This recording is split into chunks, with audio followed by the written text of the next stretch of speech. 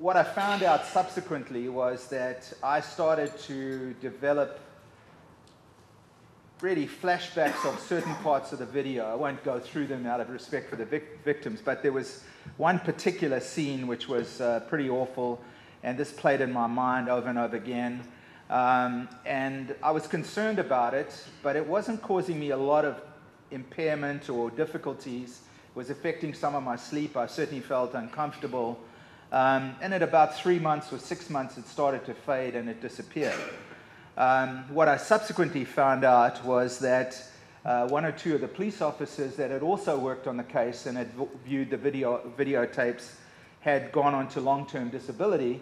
And one of the lawyers that worked on the case was off work for 9 years as a part of her exposure to the videotapes.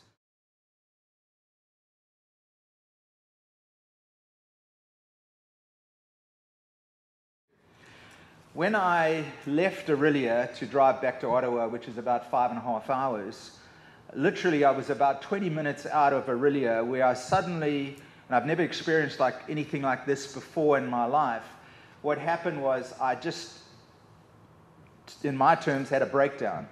I started to cry sort of uncontrollably. I suddenly had this feeling that I was a complete failure, that my life was a failure, that it was worthless.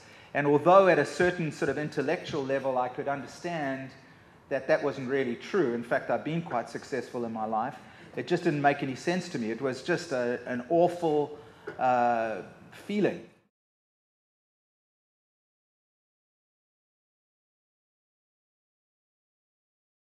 One occasion, it really was probably the low point in all of this. I remember sort of being at home alone. My wife was away in Victoria. And I remember sort of, and I'd done it before, sort of gone to the stairway from upstairs to downstairs and looked about throwing a noose on the, hanging myself with the stairwell, because as a physician, I thought if I was going to kill myself, I'd make sure it would work, right? And I remember that at the time, and it's sort of profound feeling of calmness.